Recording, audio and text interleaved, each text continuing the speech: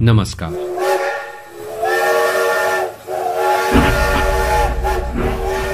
चाइनाको छुकछुके rail नेपालको दैलोमा। तर यो रेल सेवा जुन दिन नेपालसम्म पुग्छ त्यही दिनबाट नेपालको विकासले तीव्रता लिने कुरामा दुई मत छैन।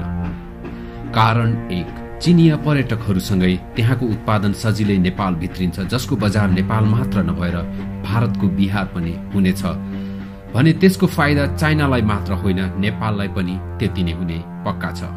कारण दुई, रेलमार्गसँगै मोटर बाटोको पनि निर्माणले गति लिन्छ, जुन नेपालको लागि 100% फाइदा नै हो।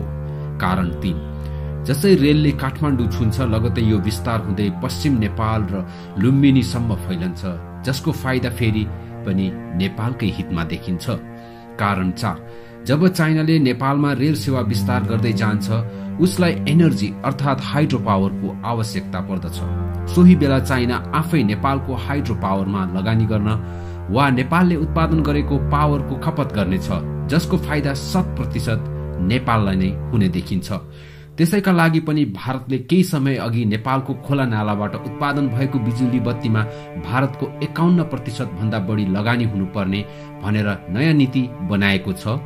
यदि नेपालको कुनै आयोजनामा भारतको लगानी छैन भने सो बत्ती भारतले खरिद नगर्ने भनेर पनि एक प्रकारको सिन्डिकेट लगाउन खोज्दैछ भारत, जुन दीर्घकालीन रूपमा नेपालको लागि घाटाको व्यापार हो।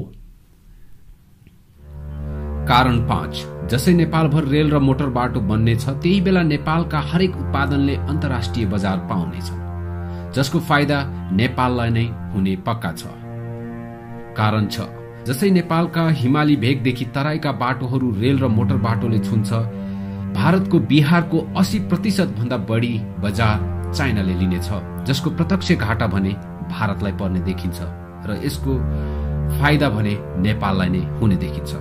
कारण 7, नेपाल र भारतको खुला सिमाना भएका कारण चिनियाहरूले आफ्नो उत्पादनको बजार नेपाल छिराएर भारतसँग व्यापार गर्ने यो भन्दा राम्रो उपाय अर्को नहोला। यसमा पनि चाइना र नेपाल दुवैलाई राम्रो फाइदा हुने देखिन्छ।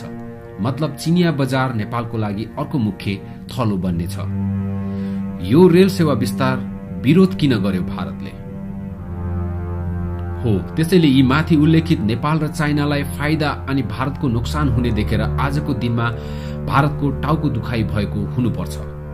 यही विकासको तीव्रता रोक्न होस् या नेपाललाई आफ्नो अधीनमा राखेर चाइनाको यो बजार विस्तारलाई रोक्न प्रयास गरेको देखिन्छ भारतले। जसै नेपालले आर्थिक क्रान्तिमा आफूलाई सबल बनाउँछ त्यसको प्रत्यक्ष असर नेपालको सिमानामा रहेका बिहारलाई पनि पर्ने देखिन्छ, जुन भारतलाई आफैका लागि आफ्नैबाट खतरा हुन सक्छ। चाइनाको रेलमार्गबाट चिनिया सैनिकले भारत घेर्ने भन्दा पनि छिमेकी देशले गरेको प्रगतिको असर भारतको केही प्रान्तमा पर्ने देखिन्छ, जुन भारत आफैलाई आफ्नैबाट खतरा हुन सक्छ। होइन भने चाइनाको रेल नेपाल आउँदा भारतलाई किन टाउको दुखाइ? चाइनाले नेपाल जोड्नको लागि रेल सेवा विस्तार गर्ने योजना बनाएको दिनदेखि भारतीय मीडियाकर्मी र केही भारतीय विश्लेषकहरूको निन्दा हुएको छ। सीधे चीन से तिब्बत और तिब्बत से नेपाल होते हुए सीधे बिहार से लगी हिंदुस्तान की सरहद तक आ जाएगी। त्यसो त आजको दिनमा संसारमा सबैभन्दा लामो दूरीको रेल सेवा निर्माण गरेको चाइना आजको दिनसम्म आइपुग्दा 20,000 किलोमिटर भन्दा बढी बुलेट ट्रेन सञ्चालन गरेको चाइनाले आगामी 15 वर्षभित्र 45,000 किलोमिटर द्रुत गतिका रेल सेवा सञ्चालन गर्ने तयारीका साथ अघि बढ़िरहेको छ भने पक्का पनि चाइना रेल सेवाले नेपालको हिमाल पहाड़ तराई पनि छिचोल्नेछ, जुन आम नेपालीहरूको मुहार फेर्न विकासको ठूलो ढोका हुनेछ। जति बेला 1962मा चाइनाले भारत आक्रमण गर्यो त्यो बेलादेखि कब्जा गरिएको भारतको 100 किलोमिटर भूमिको विवादमा आजसम्म पनि टुंगिएको छैन। भनिन्छ अगुल्टोले हानेको कुकुर बिजुली देख्दा तर्सिन्छ। हो, आज भारत चाइनासँग त्रसित हुनुको अर्को मुख्य कारण पनि यही हो। कुनै दिन यही रेलमार्ग भएर चिनिया सैनिकले भारत घेर्न समय लाग्दैन। यदि त्यस्तै अवस्था सिर्जना भयो भने नेपालले पनि ठूलो घाटा बेहोर्नुपर्ने देखिन्छ।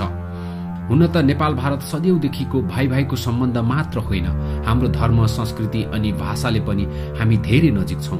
तर भारत नेपाल भन्दा निकै ठूलो छ, जसको रवाब भारतीयहरू नेपाल एउटा सानो देश भनेर आफ्नो इशारामा नचाउन खोज्छन्, जुन आजको 21औं शताब्दीमा असम्भव छ। चाइनाले यो रेल सेवा तिब्बत हुँदै नेपाल छिराउने अनि बिहारलाई जोड्ने कुरा लिएर भारत त्रसित भएको हो। चाइनाले जहाँ सडक छ त्यहाँ रेल सेवा पनि विस्तार गर्दै जाने योजना अनुरूप अब चाइनाको रेल नेपाल आउने त भयो नै, सँगै सडक बाटो पनि बन्ने भयो भनेर झन बढी त्रसित छ भारतीय। हालको नेपालको विकास क्रमलाई हेर्ने हो भने चाइनाले नेपालका लागि पहिले भन्दा धेरै बढी सहयोग गरिरहेको छ र विकास निर्माणको कामलाई पनि तीव्रता दिइरहेको छ। हो, यसैमा भारतको टाउको दुखाइ सुरु भएको हो। एक त भारत नेपाललाई अंग्रेज जस्तै गरी शासन गर्न चाहन्छ भने अर्कोतिर चाइना र नेपाल सम्बन्ध बीच सधैँ तगारो बन्दै आएको देखिन्छ। जति बेला भूकम्पले थलो परेका नेपालीमाथि भारतले एकतर्फी नाकाबन्दी गरेर देश र जनताको दैनिक जीवन अझ कष्टकर बनाएको दिनहरू नेपालीहरूको मनमा आज पनि खिल बनेर बसेको छ, जुन कुरा भारत अझै पनि सामान्य रूपमा लिने गर्दछ। नेपालको हरेक विदेश नीतिदेखि अन्तर्राष्ट्रिय सन्धि सम्झौता गर्न जब नेपाल अघि बढेको हुन्छ त्यही बेला भारतले नेपालमाथि आफ्नो अधिकार जमाउन अनेकौं रणनीति अघि सार्ने गर्दछ। यदि कुनै निर्णयले नेपालको भलो हुनेछ भने जुन सरकारले त्यस्ता प्रस्ताव अघि सार्छन् त्यही सरकारको कुर्सी तान्ने खेलमा भारत सधैँ अघि भएको देखिन्छ। नेपालको खोला होस् या अन्य विदेशी सम्झौताहरू हरेक पल्ट भारत नेपाल विरुद्ध उभिएको छ।